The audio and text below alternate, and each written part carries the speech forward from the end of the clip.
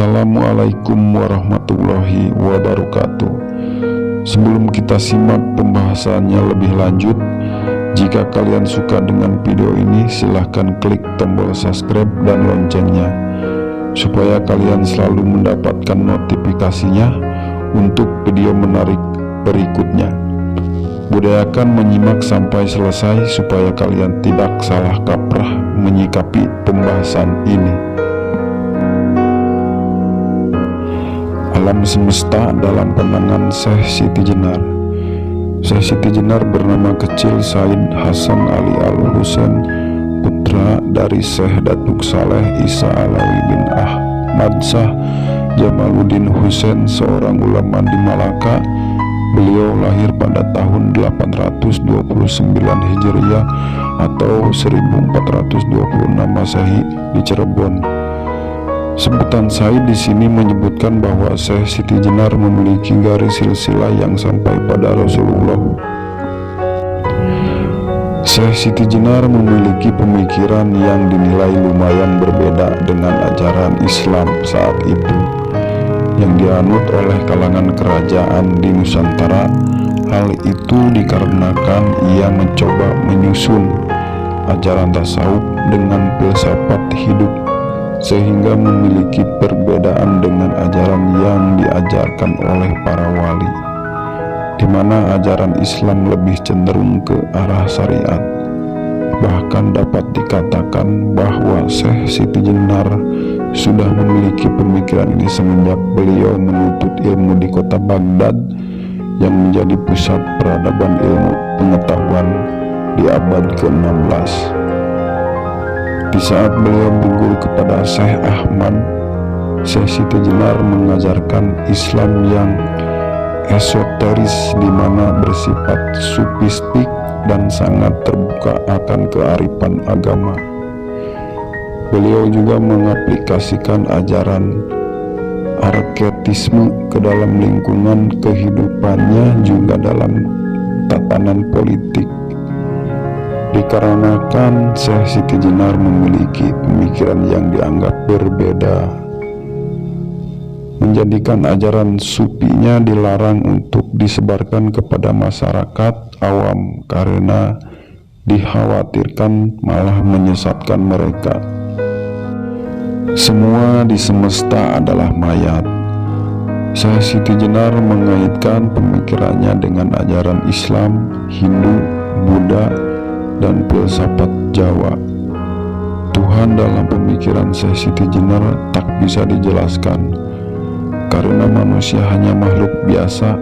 Indra manusia tak akan pernah bisa mengungkap esensi Tuhan sebenarnya. Lalu beliau memahamkan bahwa manusia adalah bagian dari Tuhan. Ruh pertama ditiupkan kepada Nabi Adam.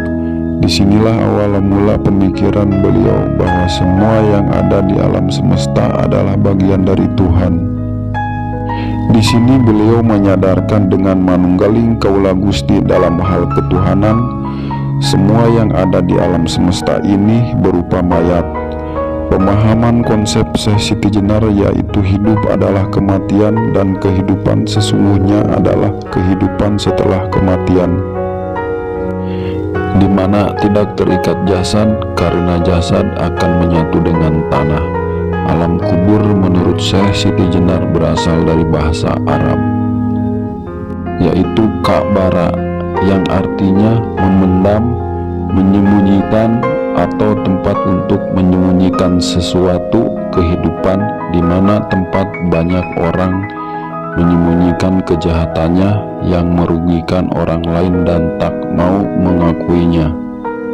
Manunggaling kaula Gusti, Syekh Siti Jenar menciptakan naskah klasik yang terdiri dari 15 pupuh bagian.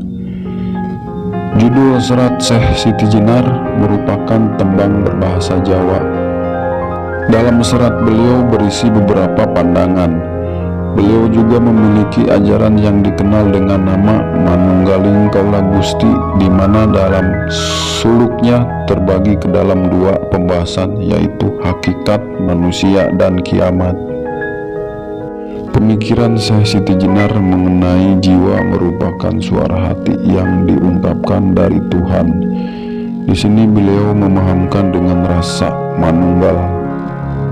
Hal ini disandarkan oleh beliau dengan Al-Quran surat As-Sajdah ayat 9, pemikiran tentang surga dan neraka yang berisi kesusahan dan kesenangan didasarkan juga pada Al-Quran surat Ad-Zumar ayat 30. Syekh Siti Jenar memiliki pandangan yang dinamakan Manunggaling Kaula Gusti.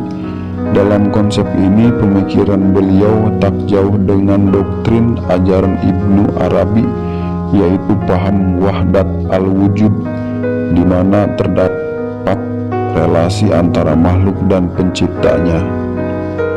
Ajaran Manunggaling Kaula Gusti menjadi permasalahan yang tak kunjung selesai di masa itu. Bahkan Syekh Siti Jenar dijatuhi hukuman mati karena dituduh membawa ajaran sesat, sama halnya seperti yang terjadi pada seorang tokoh sufi bernama Hamzah Pansuri dalam ajarannya yaitu Wahdat al-Wujud.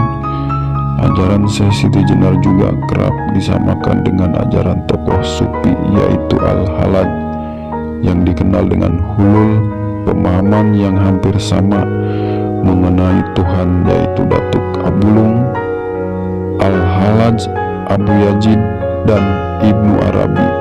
Wallahu a'lam bishawab.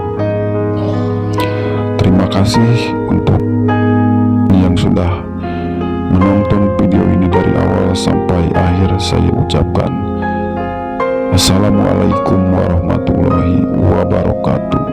Sampai jumpa di video saya selanjutnya.